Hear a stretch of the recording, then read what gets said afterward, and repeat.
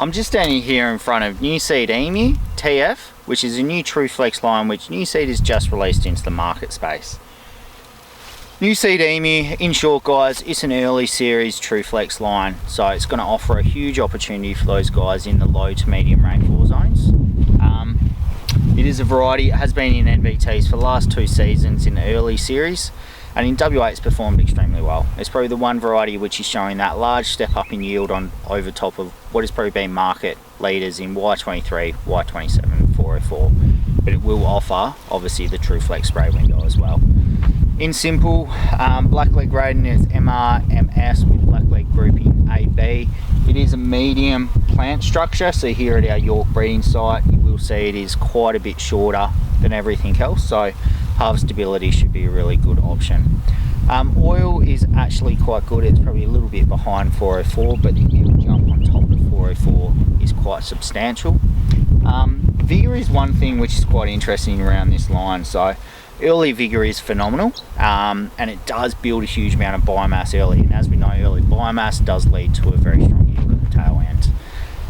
One thing to probably remember or note about this variety is that it is what we call a thermal variety, so it builds temperature to get to starter flowering.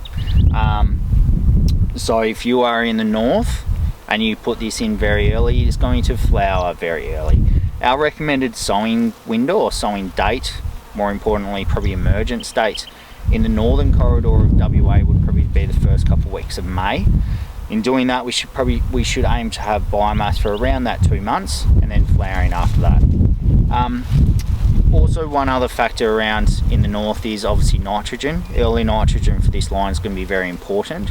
If you can't get nitrogen into this early, the likelihood that you can limit flowering and upwards of 50% less flowering, that's in time, is very real. So early nitrogen to build that core biomass is going to be critical. Look guys, through central wheat belt we do need to be a little bit careful with this line for the fact it does flower so quickly. Our recommended emergence date is probably, if not towards the middle of May, just then we can try and escape the frost window. Biggest killer for this line is going to be the number of frost events on top of it, so if you put this in too early, the likelihood that you are flowering during multiple frost events is probably quite real.